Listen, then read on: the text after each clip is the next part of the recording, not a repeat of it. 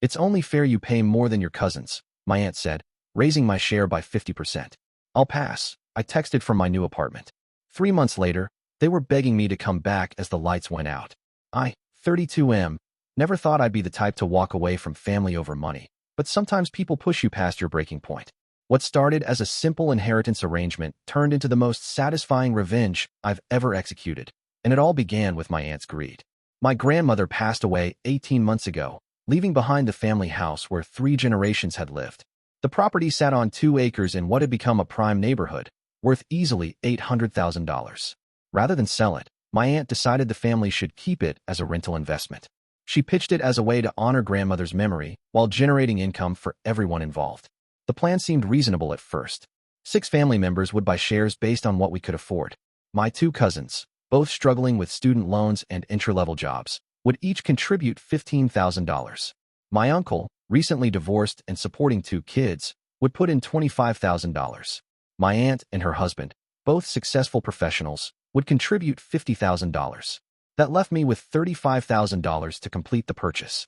I had just gotten a significant promotion at my tech job and was sitting on savings I'd been accumulating for years. The numbers worked, and I genuinely wanted to keep the house in the family. I agreed without hesitation. For the first year, everything ran smoothly. We found reliable tenants, and the rental income covered the mortgage, taxes, and maintenance with a small profit left over. My aunt handled the property management since she lived closest, and I appreciated not having to deal with tenant calls or repair scheduling. Then the tenants moved out. My aunt called a family meeting to discuss renovations. The house needed updating before we could rent it again at market rates. New flooring, fresh paint, updated kitchen appliances, bathroom fixtures. The estimate came to $45,000. During that meeting, my aunt laid out the new contribution structure. She explained that since the renovations would significantly increase the property value and rental income, it was only fair that those who could afford to contribute more should do so. She had calculated new shares based on our current financial situations. My cousins would each pay $3,000. My uncle would contribute $8,000. My aunt and her husband would put in $12,000. I would be responsible for $22,000, nearly 50% of the total renovation cost. I sat there stunned as she justified this with a smile. She pointed out that I had no kids, no mortgage, and was making more money than I ever had. She said it was only fair that I pay more than my cousins since they were still getting established. She reminded me that I'd benefit the most from the increased property value. The logic was twisted but delivered with such confidence that my other family members nodded along. Nobody questioned why I should shoulder half the renovation costs when I only owned a sixth of the property. I told them I needed time to think about it. That night, I ran the numbers. Even after renovations, my share of the monthly rental income would barely cover my increased investment over several years. Meanwhile, my aunt would see immediate returns on a minimal contribution while maintaining her management control and the largest ownership stake. I realized she had positioned herself perfectly. She knew I had the money and assumed I'd pay rather than cause family drama. She was counting on my desire to keep peace and preserve grandmother's legacy. She had miscalculated badly. I spent the next week apartment hunting. I found a beautiful 1-bedroom place downtown, signed a lease, and arranged for movers. I didn't tell anyone in my family about my plans. On the day they expected my renovation contribution, I sent a group text. After careful consideration, I'll pass on the renovations. Good luck with the project. My phone exploded with calls and messages. My aunt demanded I explain my sudden change of heart. My cousins worried about how they'd cover the shortfall. My uncle suggested we scale back the renovation plans. I ignored them all and focused on settling into my new place. My aunt tried visiting my old apartment, only to find it empty. She called my workplace, but I'd instructed our receptionist to screen my calls. She even reached out to my friends, trying to track me down. When she finally reached me 2 weeks later, she was furious. She accused me of abandoning the family and betraying grandmother's memory. She said I was being selfish and immature, throwing away relationships over money. I listened calmly and then explained my position. I told her I wasn't comfortable with the new financial arrangement and had decided to invest my money elsewhere. I wished them success with their project and hung up. The family proceeded without me, though they had to scale back significantly. They couldn't afford the full renovation, so they settled for basic repairs and cosmetic updates. The house went back on the rental market 3 months later at a rate barely higher than before. Meanwhile, I was thriving in my new apartment and had started investing the money I would have spent on renovations. I'd bought into a diversified portfolio that was already showing solid returns. Then the housing market shifted. Interest rates climbed, and rental demand in their area softened. Their tenants gave notice after 6 months, citing job relocation. The house sat empty for 2 months before they found new renters, but at $300 less per month than before. My aunt called to update me on the situation. She mentioned they were struggling to cover the mortgage and property taxes with the reduced rental income. She suggested it might be time to sell the house, but the market had cooled, and they'd likely break even at best. I listened politely and told her I was sorry to hear about their difficulties. Winter brought new problems. The house's heating system, which hadn't been updated during their budget renovation, started failing. The repair estimate was $8,000, and with an empty rental market, they couldn't pass the cost to tenants. My cousin called this time. She explained that everyone was stretched thin and asked if I'd consider contributing to the heating repair as a loan. She promised they'd pay me back once they found new tenants. I declined politely but firmly. By spring, the situation had deteriorated further. They'd found tenants, but at an even lower rent, barely covering the mortgage. The property taxes had increased due to neighborhood assessments, creating a monthly shortfall they had to cover personally. My uncle reached out next. He was the most honest of the group, admitting they'd made mistakes and asking if I'd consider returning as an investor.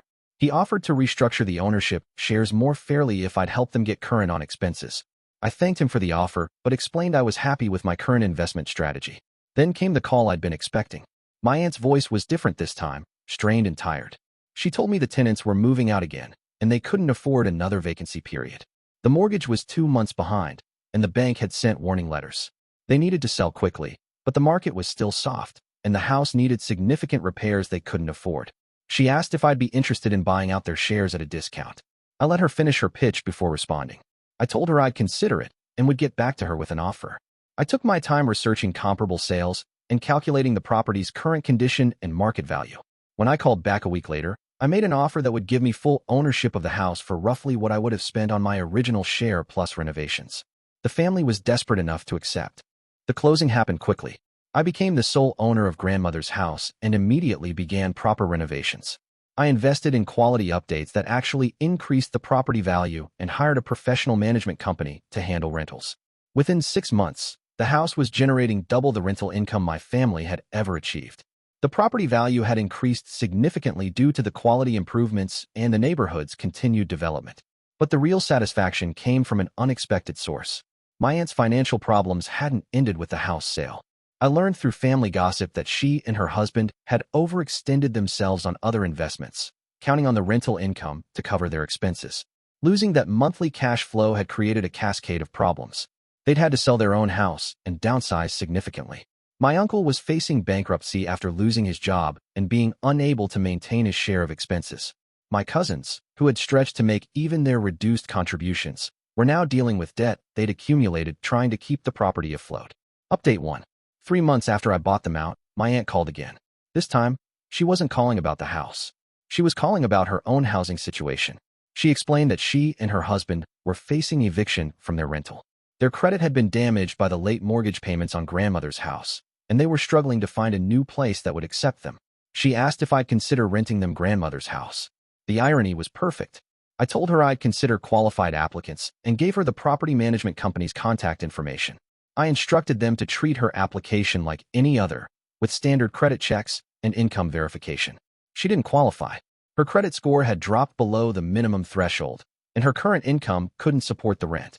The management company rejected her application automatically. She called me back, desperate and angry. She accused me of deliberately sabotaging her application and demanded I override the property manager's decision. She reminded me that it was her mother's house and that family should take care of family. I listened to her entire rant before responding. I told her the house was now a business investment managed professionally, and I couldn't make exceptions that might jeopardize my relationship with the management company. I suggested she work on improving her credit score and reapply in the future. Update 2. The situation reached its peak 6 months later during a family gathering I hadn't attended. My cousin called to fill me in on what had happened. My aunt had apparently spent the entire dinner complaining about her housing situation and financial problems. She'd blamed me for abandoning the family and causing their current difficulties. She'd claimed I'd manipulated them into selling their shares too cheaply and had taken advantage of their desperation. The room had stayed quiet while she vented, until my uncle finally spoke up. He'd defended my position, pointing out that I'd made a fair offer when they needed it most, and that their current problems stemmed from poor financial planning, not my actions. This had triggered a massive argument. My aunt had accused my uncle of taking my side over family, and he'd responded by detailing all the financial mistakes that had led to their situation. He'd mentioned her decision to increase my renovation contribution without consultation, her poor property management that had led to extended vacancies, and her failure to maintain adequate reserves for repairs.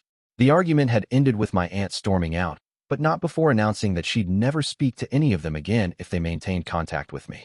My cousin was calling to let me know she didn't support my aunt's ultimatum and wanted to maintain our relationship. She admitted they'd made mistakes with the house and that my aunt's financial arrangement had been unfair. She said she understood why I'd walked away and that she probably would have done the same thing. This conversation was followed by similar calls from my uncle and my other cousin. They all distanced themselves from my aunt's position and expressed regret about how the situation had been handled. Update 3. The final chapter of this saga unfolded almost exactly a year after I'd bought them out. I was reviewing my investment portfolio when I noticed grandmother's house had been featured in a local real estate article. The neighborhood had been selected for a major development project that would bring new businesses and improved infrastructure. Property values were projected to increase by 40% over the next 3 years. The timing was perfect. The house was generating excellent rental income. I had professional management handling all tenant issues, and the property value was climbing steadily. My investment had already exceeded what I would have earned from the original family arrangement, even if it had worked perfectly. But the real vindication came when my property manager called with an interesting update. My aunt had applied to rent the house again. Her financial situation had stabilized somewhat, and her credit score had improved just enough to meet the minimum requirements. The management company wanted to know if I had any objections to her as a tenant. I thought about it carefully. She would be paying rent that would directly contribute to my investment returns. She would be living in the house she'd tried to manipulate me into overfunding. She would be reminded daily of her failed attempt to take advantage of family relationships for financial gain. I approved her application. She moved in 2 weeks later, unaware that I had been consulted about her tenancy. The management company maintained strict confidentiality about ownership details, so she assumed I was simply an anonymous investor who had purchased the property from our family. For 6 months, she paid rent on grandmother's house without knowing she was paying her nephew who had walked away from her unfair deal. Her monthly payments were contributing to my investment portfolio and funding my comfortable lifestyle in my downtown apartment. The revelation came during what should have been a routine maintenance request. The house needed a new water heater, and the management company required owner approval for the expense. They called during business hours, and I happened to be working from home. My aunt answered the door when the repair technician arrived, and overheard him talking to me on speakerphone about the installation timeline. She recognized my voice immediately. The management company later told me she'd become hysterical, demanding to know how long I'd been the owner and whether I'd deliberately approved her tenancy, knowing her identity. When they confirmed I'd been aware of who she was, she'd threatened to withhold rent and break her lease. They'd calmly informed her that her lease was legally binding and that any attempt to withhold rent would result in immediate eviction proceedings. They'd also reminded her that as a month-to-month tenant after her initial lease period, her tenancy could be terminated with 30 days' notice if she became problematic. She paid her rent on time and stopped complaining about maintenance issues. The poetic justice was complete.